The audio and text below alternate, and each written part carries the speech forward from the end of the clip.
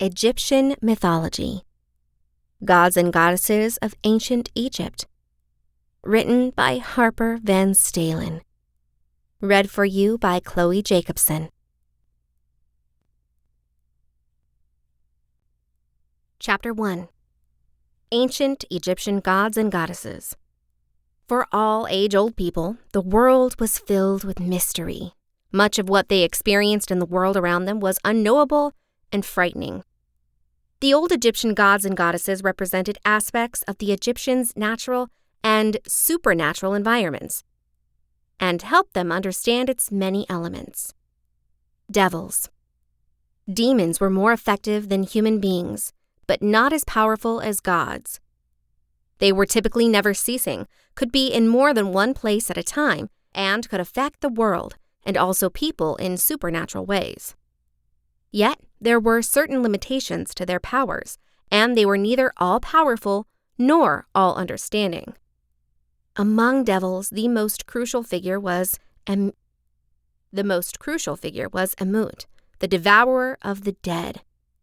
Part crocodile, part lioness, and part hippopotamus, she was usually shown near the scales on which the hearts of the dead were weighted against the feather of truth. She feasted on the hearts of those whose wicked deeds in life made them unfit to get in the afterlife. Apepi, another crucial satanic force, in some cases called Apapus, was the enemy of the sun god in his day-to-day cycle through the universe and is illustrated as a gigantic snake. Ancient Egyptian gods and goddesses. Most Egyptian gods were represented one concept aspect of the world. Ra was the sun god, for example, and Nut was the goddess of the sky. The characters of the gods were not clearly specified. Most were typically kind-hearted, but their favor could not be counted on. Some gods were spiteful and needed to be pacified. Some, such as Neith, Sekhmet, and Mut, had changeable characters. The god Seth, who killed his brother, Osiris, embodied the malicious and disordered aspects of the world. The physical form taken on by the different Egyptian gods was generally a combination of human and animal, and many were associated with several animal species. An animal could show a deity's mood. When a god was upset, she might be depicted as a ferocious lioness. When gentle, a cat. The convention was to portray the animal gods with a body and an animal head. The opposite convention was sometimes used for representations of a king, who may be portrayed with a human head and a lion's body, as in the case of the Sphinx. Sphinxes may also appear with other heads, specifically those of rams or falcons. Most of the deities were represented only in human form. Amongst these were such really age-old figures as the celestial gods Shu of the air, Geb of the earth, the fertility god Min, and the artisan Ta. There were some minor gods that took on grotesque forms, including but not limited to Bez, a dwarf with a mask-like face, and Tart, a goddess whose physical form combined the functions of a hippopotamus and a crocodile. Nut, Shu, and Geb. Nut was the mother of Osiris, Isis, Seth, and Nephthys. Nut is normally shown in human form. Her lengthened body represented the sky. Each limb represents a cardinal point as her body stretches over the earth. Nut swallowed the setting sun, Ra, each night and brought him to life each morning. She is usually depicted on the ceilings of tombs, on the inside cover of coffins, and on the ceilings of temples. Shu was the spouse of Tefnut and the father of Nut and Geb. He and his marriage partner were the first gods created by Atum. Shu was the god of the air and sunlight, or more exactly, dry air, and his spouse represented wetness. He was usually depicted as a man wearing a headdress in the form of a plume, which is also the hieroglyph for his name. Shu's function was to hold up the body of the goddess Nun and separate the sky from the earth. He wasn't a solar deity, but his role in providing sunshine connected him to Ra. Undoubtedly, he was one of the few gods who escaped mistreatment under the heretic king Akhenaten. Geb was the father of Osiris, Isis, Seth, and Nephthys, and was a god without a cult. As an earth god, he was associated with fertility, and it was really believed that earthquakes were the laughter of Geb. He is pointed out in the pyramid texts as being behind bars and buried dead within his body. Amun, also called Amen, Amun, Amon. Amun was the primary Theban divine being whose power grew as the city of Thebes grew from an insignificant town in the Old Kingdom to an effective metropolis in the Middle and New Kingdoms. He rose to end up being the client of the Theban pharaohs and was ultimately combined with sun god Ra, who had been the dominant divine being of the Old Kingdom, to end up being Amun-Ra, king of the gods and ruler of the great Ennead. Amun's name means hidden one, mystical form, and although he's most often represented as a human wearing a double-plumed crown, he is, in some cases, portrayed as a ram or goose. The ramification is that his true identity can never, ever be revealed. Karnak was Amun's chief temple, but his fame extended well past the boundaries of Egypt. His cult infected Ethiopia, Nubia, Libya, and through much of Palestine. The Greeks thought he was an Egyptian manifestation of their god, Zeus. Even Alexander the Great thought it worthwhile seeking advice from the oracle of Amun. Anubis, protector of the dead. Anubis is shown as a jackal-headed man, or as a jackal. His dad was Seth, and his mother, Nephthys. His cult center was Sinopolis, now known as El-Kes. He was carefully connected with mummification as a protector of the dead. It was Anubis who performed the deceased to the Hall of Judgment. Bastet. Bastet is depicted as a woman with a feline's head, or just a feline. Originally an avenging lioness divine being, she progressed into a goddess of pleasure. Her cult center was in the town of Bubastis in the western delta. Most cats lived at her temple and were mummified when they passed away. An immense cemetery of mummified cats has been discovered in the area. Bes. Unlike the other gods, Bes is represented full face instead of in profile as a grotesque, bandy-legged dwarf with his tongue protruding. He was related to good times and home entertainment, but was also considered a guardian god of childbirth. Bes chased away devils of the night and secured people from harmful animals. Hapji. Hapji was not the god of the river Nile, but of its induation.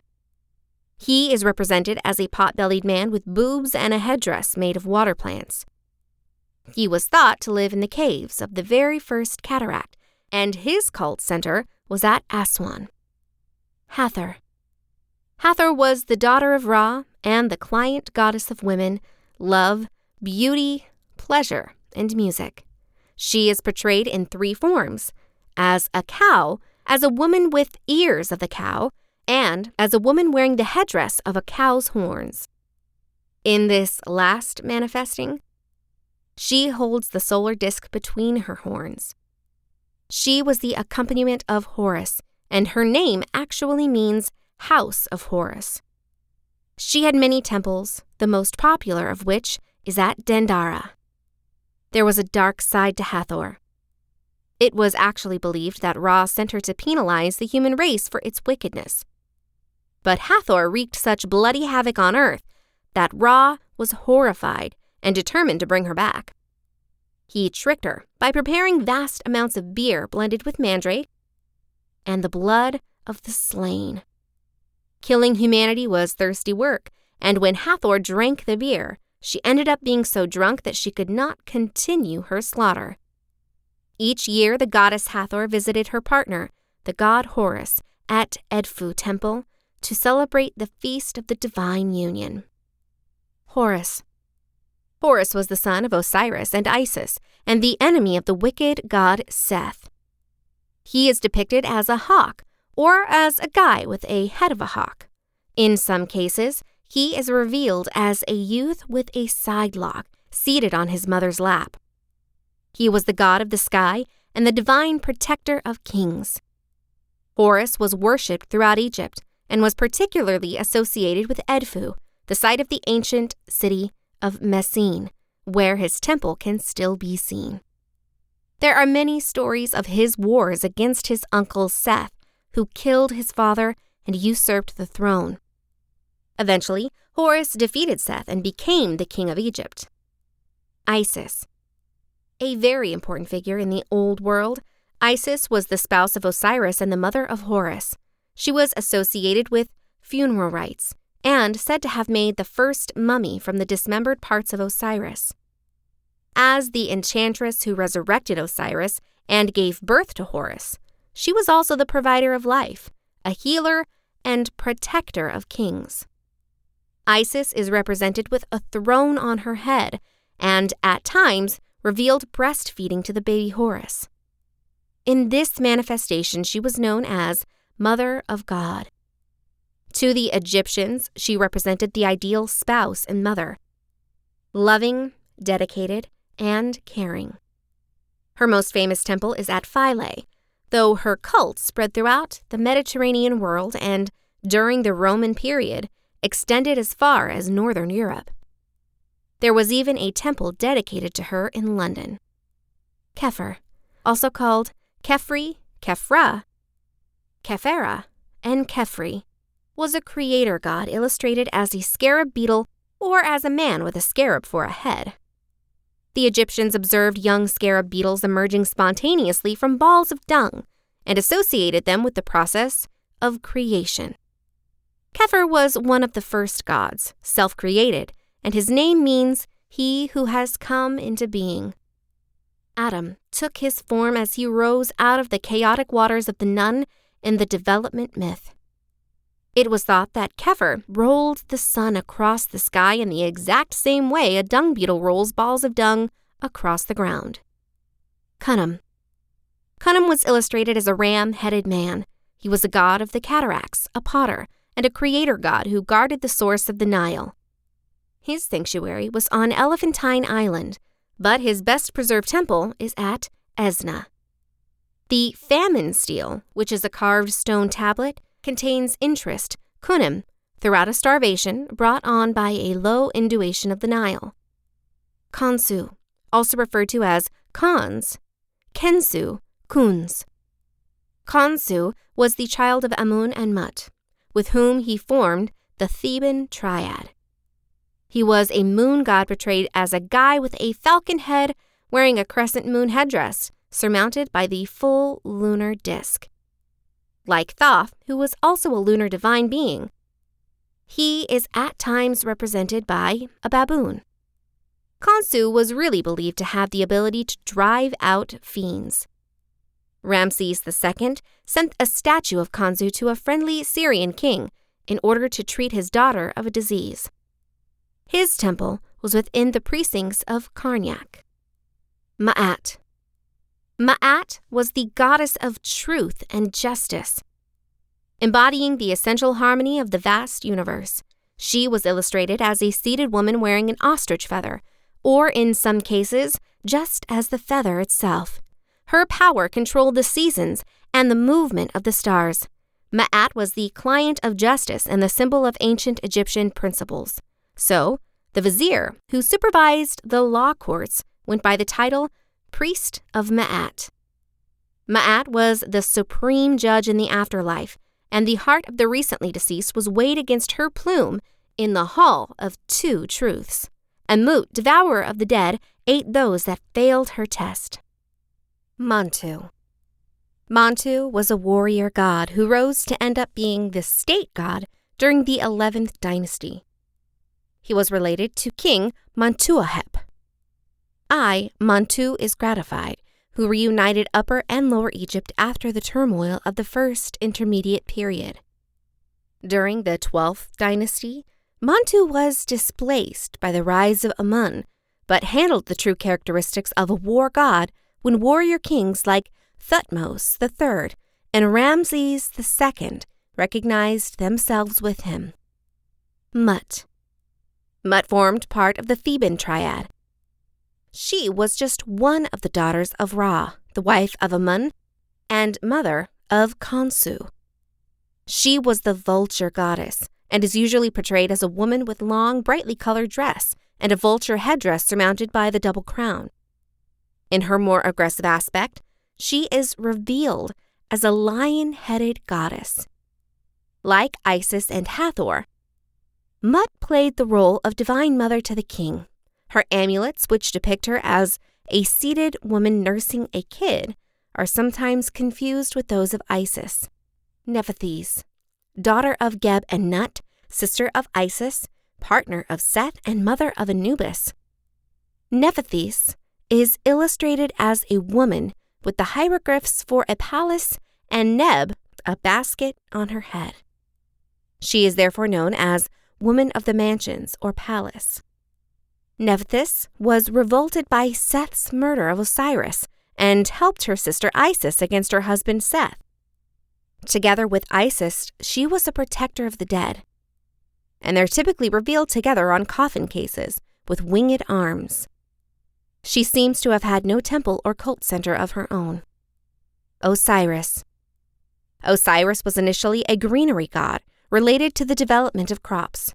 He was the mythological first king of Egypt and one of the most crucial of the gods. It was thought that he brought society to the race of mankind. He was murdered by his brother Seth, brought back to life by his wife Isis, and went on to become the ruler of the underworld and judge of the dead. He is generally illustrated as a mummy holding the criminal and flail of kingship. On his head he is wearing the right crown of Upper Egypt, flanked by 2 plumes of feathers. Sometimes he is shown with the horns of a ram.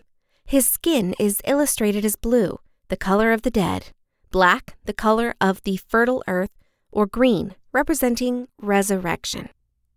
Osiris's head was thought to have been buried at Abydos, his main cult center. Each year during his festival, there was a procession and a reenactment of his story in the form of a mystery play. Ptah. Ptah was a developer god, said to have made the world from the thoughts in his heart and his words. He was depicted as a mummy with his hands extending from the wrappings and holding a personnel. His head was shaven, and he wore a skull cap. Ptah was related to craftsmen, and the high priest of his temple at Memphis held the title Great Leader of Craftsmen. Ra, also referred to as Re. The supreme sun god was represented as a man with the head of a hawk, crowned with a solar disk, and the sacred serpent. Even so, in the underworld through which he passes each night, he is portrayed as a ram head.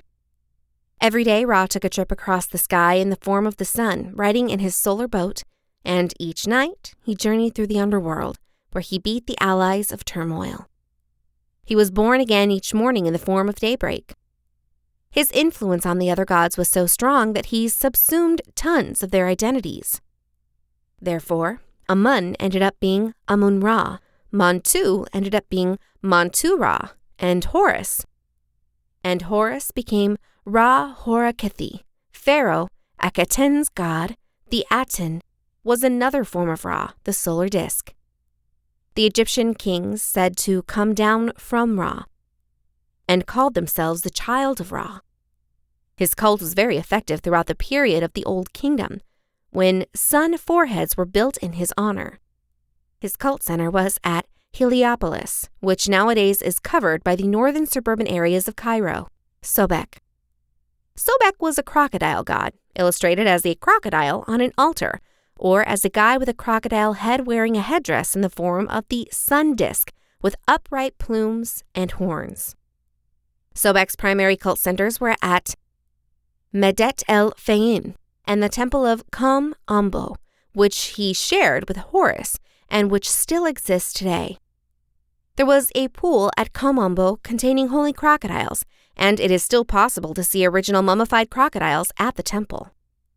Seth, also called Set, Setek, Sutui, and Sutike. Seth was the son of Geb and Nut, and the wicked brother of Osiris. He was the god of darkness, mayhem, and confusion, and is represented as a man with an unidentified animal head, usually described as a Typhonian by the Greeks, who associated him with the god Typhon. He is in some cases depicted as a hippopotamus, a pig, or a donkey. Seth murdered his brother and took over the throne of Egypt, and the majority of the other gods hated him. Horus eventually defeated Seth, but it was thought that their battle was an eternal struggle between good and wicked. Although Seth couldn't keep the throne of Egypt, he went on to be a buddy of Ra. He at times accompanied Ra across the sky in his solar boat, causing storms and bad weather. Seth was venerated by some, and his main cult center was at Nakara. Some kings would liken themselves to Seth in fight, but for the most part, the people loathed him, and his defeat by Horus was routinely celebrated. Tefnut. Tefnut was the marriage partner of Shu and mother of Nut and Geb. She and her partner were the first gods created by Atum. She was the goddess of wetness or damp, corrosive air, and was depicted either as a lioness or as a woman with a lioness's head. Thoth. Thoth was the god of writing and knowledge, and was depicted as a man with the head of an ibis holding a scribe's pen and palette, or as a baboon. The Greeks associated him with Hermes and credited him with the innovation of all the sciences and the development of writing. He is usually portrayed writing or making computations. Thoth differs from the majority of other gods. He was as old as the oldest gods, and usually functioned as an intermediary between gods. He was connected with the moon and, as in some cases shown, wearing a moon disk and crescent headdress. One of his most crucial roles was to make a record of the deeds of the dead at their day of judgment, and is often seen doing this in the Book of the Dead. His main temple was at Hermopolis in Middle Egypt. Chapter 2. The Peasant and the Workman. A tale of the 9th dynasty from which the number of copies extant would seem to have been incredibly popular, relates how a peasant succeeded in obtaining justice after he had been robbed. Justice was not extremely easily obtained in Egypt in those times, for it appears to have been requisite that a peasant should attract the judge's attention by some unique means, if in his case were to be heard at all. The story runs hence. In the Salt country, there dwelt a Shekti peasant with his family. He made his living by trading with Hennesetin in salt, netron, rushes, and other items of his nation, and as he journeyed thither, he had to travel through the lands of the house of Phefa. Now there stayed by the canal a guy named Tehuti Necht, the child of Asiri, a serf to the high steward Merowit Ensa. Tehuti Necht had so far intruded on the course, for roadways and courses were not protected by law in Egypt, as in other countries, that there was but a narrow strip left, with the canal on one side and a cornfield on the other. When Tehuti Necht saw the Sekti approaching with his strained asses, his wicked heart yearned for the beasts and the goods they bore, and he called out to the gods to open a way for him to steal the possessions of the Sekti. This was the plan he conceived. "I will take," said he, "a shawl and will spread it on the course, if the Sekti drives his asses over it. And there's no other way, then I will easily select a quarrel with him." He had no earlier thought about the project than it was brought into impact. A servant at Tehuti Necht's building fetched a shawl and spread it over the path so that one end was in the water and the other among the corn. When the Sekti drew nigh, he drove his asses over the shawl. He had no option. "Hold!" sobbed Tehuti Necht with his simulated wrath. "Certainly you don't intend to drive your beasts over my outfits." "I'm going to try to keep from them," responded the good-natured peasant, and he caused the rest of his asses to pass higher up amongst the corn. "Do you then drive your asses through my corn?" said Tahuti-Necht, more wrathfully than ever. "There is no other way," said the bothered peasant. "You have blocked the path with your shawl, and I should leave the path." While the two argued upon the matter, one of the asses helped itself to a mouthful of corn, whereupon Tahuti-Necht's plaints broke out afresh. "Witness!" he sobbed. "Your ass is eating my corn. I'm going to take your ass, and he will pay for the theft." "Shall I be robbed," sobbed the Shekti, "in the lands of the Lord Stewart Meritusina, who treateth robbers so heartily? Behold, I'll go to him. He won't suffer this misdeed of thine." "Thinkest thou will he hearken to thy plaint?" sneered Tahuti-Necht. "Poor as thou art, who will concern himself with thy issues? Lo, I'm the steward, Meritusina." And so saying, he beat the Shekti sorely, took all his asses and drove them into pasture. In vain, the Shekti wept and implored him to restore his property. Tahuti-Necht bade him to hold his peace, threatening to send him to the demon of silence if he continued to complain. However, the Shekti petitioned him for an entire day. At length, finding that he was squandering his breath, the peasant betook himself to Henin-Nesut, there to lay his case before the Lord Stewart Meritusina. On his arrival, he found the latter preparing to embark in his boat, which was to carry him to the judgment hall. The Shekti bowed himself to the ground and told the Lord Steward that he had a grievance to lay before him, hoping to send one of his followers to hear the tale. The Lord Steward granted the suppliant's request and sent him out from one amongst his train. To the messenger, the Shekti exposed all that had befallen him on his journey, the manner in which Tahuti-Necht had closed the path in order to force him to trespass on the corn, and the ruthlessness with which he had been beaten and stolen his property. In due time, these matters were told to the Lord Steward, who laid the case before the nobles, who were with him in the judgment hall. "Let this Shekti bring a witness," they said. "If he established his case, it could be needed to beat Tahuti-Necht, or perchance he will be made to pay a trifle for the salt and natron he has taken." The Lord Steward said nothing, and the Shekti himself came on to him and hailed him as the greatest of the great, the orphan's dad, the widow's husband, the guide of the clingy, and so on. Very eloquent was the Shekti, and in his forlorn speech he masterfully combined eulogy with his plea for justice. So the Lord Steward was interested and flattered in spite of himself. Now at that time there sat on the throne of Egypt the king Nebuchadnezzar, and to him came the Lord Steward Metanerissa, saying, "See, my lord, I have sought by a Shekti whose items were taken, most eloquently of mortals is he. What would my lord that I do unto him?" "Do not answer his speeches," said the king, "but put his words in writing and bring them to us. See that he and his spouse and children are supplied with meat and drink, but do not let him know who provides it." The Lord Steward did as the king had commanded him. He provided to the peasant an everyday ration of bread and beer, and to his partner sufficient corn to feed herself and her children. However, the Shekti knew not whence the provisions came. A second time the peasant sought the judgment hall to put forth his complaint to the Lord Steward, and yet a third time he came, and the Lord Steward commanded that he be beaten with slaves to see whether he would desist. Still no, the Shekti came a fourth, a fifth, a sixth time, striving with pleasant speeches to open the ear of the judge. Meridensa hearkened to him not. Yet the Shekti didn't misery, but returned unto the 9th time.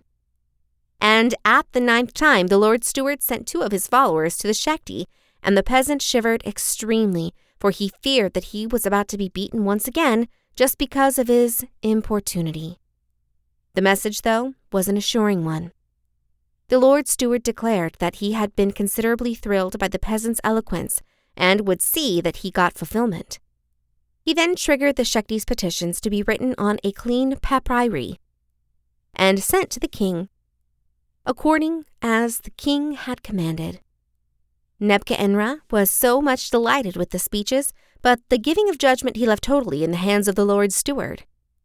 Meretensa, for his reasons, deprived Tehuti-Necht of all his offices and his property, and gave them to the Shekti, who thenceforth dwelt at the king's palace with all his family. And the Shekti became the primary overseer of Nebuchadnezzar and was significantly cherished by him.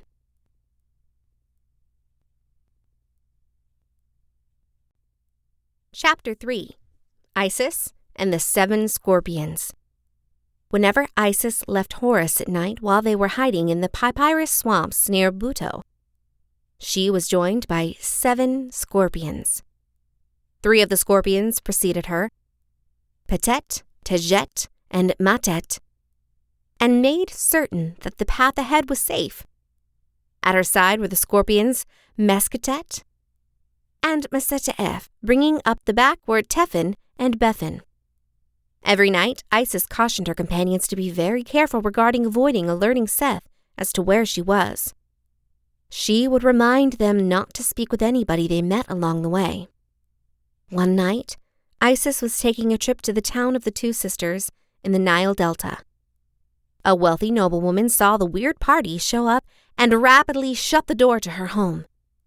The scorpions were infuriated at her rude behavior and chose to teach the woman a lesson. In preparation, 6 of the scorpions gave their individual toxins to Tephin, who loaded his stinger with it. In the meantime, a simple peasant girl had offered her basic home as a sanctuary to Isis. The scorpion's anger was not ameliorated by the young girl's compassion toward their girlfriend, and Tephin snuck out of the house. He crawled under the door of the noblewoman's house and stung her son. Distraught, the woman roamed through the town looking for help for her kid who was on the verge of death. Isis heard the woman's sobs for help.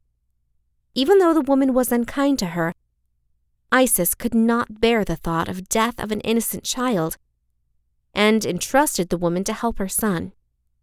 Isis held the boy in her arms and spoke words of great magic. She named each of the scorpions and thus controlled them, rendering their combined poison to be harmless in the kid. The noblewoman was humbled by Isis's genuine generosity and offered all of her worldly wealth to Isis and the peasant girl who had revealed hospitality to a total stranger. Chapter 4. The Great Queen Hatshepsut. Amon-Re, the king of the gods, sat on his throne and watched out on Egypt. Currently he spoke to the put-together council of the gods, to Thoth and Khonsu and Kenmu, to Isis and Osiris, Nephthys, Horus, Harmachis, Anubis, and the rest, saying, "There has been many a pharaoh in the land of Chem, in the double land of Egypt, and some of them have been great and have pleased me well. Khefu and Khepra and Menkaura long ago who raised the great pyramids of Giza, Amenhotep and Thutmose of today who have caused the peoples of the world to bow down at my feet. Now is the dawning of the golden age in Egypt, and it enters into my mind to produce a great queen to rule over Chem. Yes, I will unify the 2 lands in peace for her. I will give her rule over the whole world, over Syria and Nubia besides Egypt, yes, even to the far distant land of Punt." Then said Isis in her silvery voice that sounded like the shaken bells on her sistrum, "Father of gods and men, no queen has yet ruled in Egypt. In the holy land of Chem, save only one. When the good god Osiris had passed into the Duat, and the good god Horus was still but a child, while Seth the evil, the dreadful one, stalked unchanged up and down the land. Dad of gods and men, you create such a queen. My blessing and wisdom shall be upon her." Then Thoth spoke. Thoth, the thrice wise from whom clears were hid. "O Amon-Re, Lord of the 2 lands, King of the gods, Maker of men, hearken to my words. In the royal place at Thebes, set in the Black Land, the wealthy nation that Khemenu has made fertile with the dark mud of the Indunation, dwells a maiden. Ahmes is her name. And none in all the world is fairer than she, nor more beautiful in all her limbs. She is the new maid bride-to-be of the good god Pharaoh Thutmose, who has but now gone back to Thebes after his conquest past the Great Green Sea in the lands of the Syrians and the Apura. She alone can be the mother of the great queen, whom you are going to create as the ruler of the two lands. She rests alone in the palace of Pharaoh. Come, let us go to her." So Thoth took upon himself his favorite form, that of an ibis, in which he could fly promptly through the air unacknowledged by any. In this guise he flew into the palace of Thutmose at Thebes, to the great chamber with its paned walls where Queen Ahmes lay asleep. Then Thoth cast a spell over the palace so that each living thing slumbered. Only the pharaoh king Thutmose himself appeared to be awake, and yet it appeared that it was only his body which did not sleep. For, as if he were already dead, his three spiritual parts, the ba, or soul, the ka, or double, and the cow, or spirit, left his body and gathered about it where it lay on the royal bed, as they would in days to come when the good Pharaoh Thutmose would be left to lie in his sleep, deep tomb chamber, beneath the Valley of the Kings, till the coming of Osiris. Yet the body of Thutmose now rose from the bed, and the ka took its place, lying there in the likeness of the king himself, while the bachelor's degree, like a bird with the human head of the ku and a tongue of flame, hovered over it.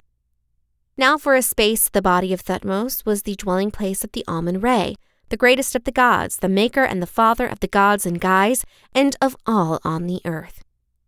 Great was his majesty and superb his accessories. On his neck was the glittering collar of precious stones that only Pharaoh might wear, and on his arms were Pharaoh's bracelets of pure gold and electrum. But on his head were two plumes, and by these alone may it be understood that here was Amun-Re. Yet it appeared as though light shone from him, for as he passed through the dark palace, hall and chamber and corridor shone and faded in turn, as if the sun shone in them for an area, and after that was veiled behind a cloud.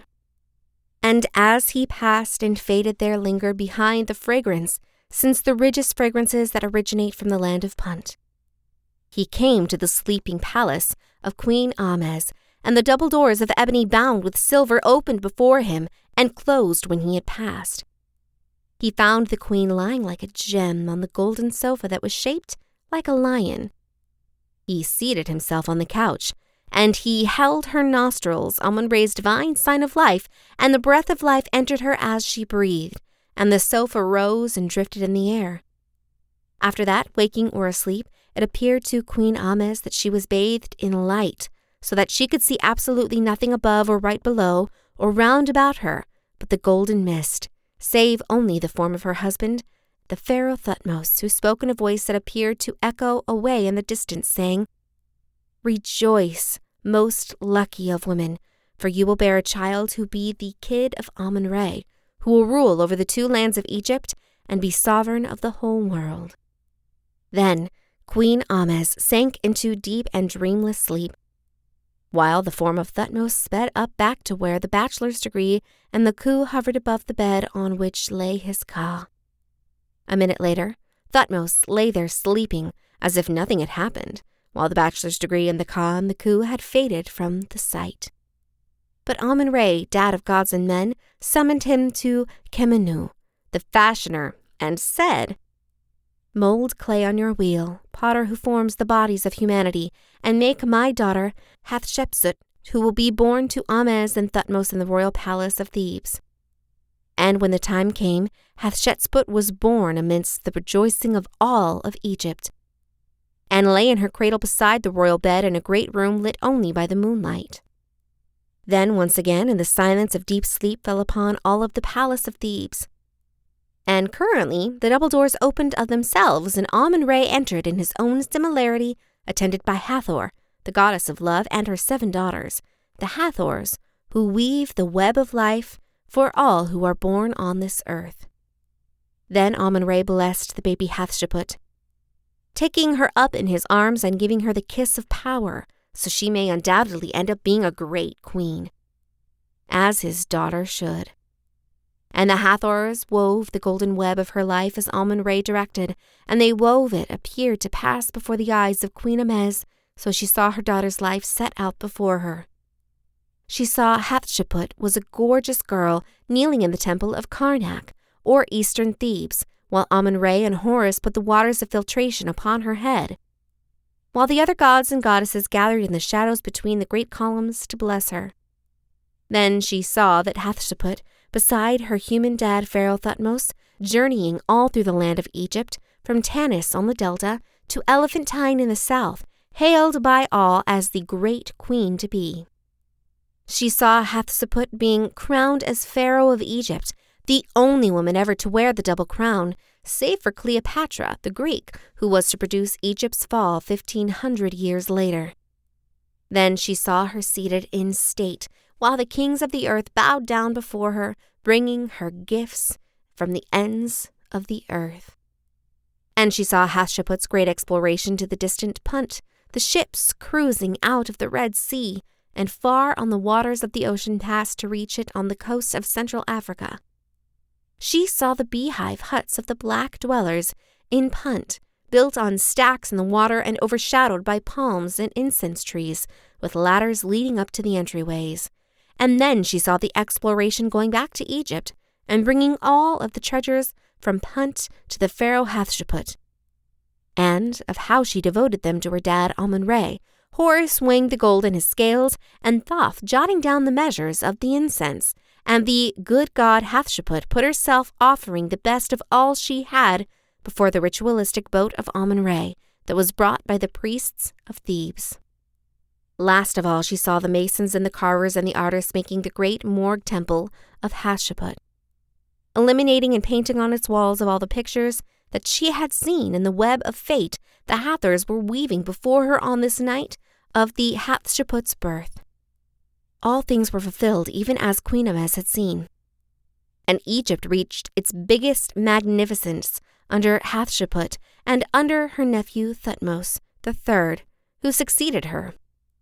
And all the tale is told in pictures and hieroglyphs in Del-Ir-Bahiri, the mortuary temple of Hatshepsut in western Thebes, which still represents all to see. Chapter 5. The Princess of Bektan. The king of Egypt, most likely Ramses III, was in the country of Nehern, a portion of western Syria near Euphrates, gathering tribute according to an annual custom, when the prince of Bektan came with the other chiefs to salute his majesty and to bring a gift.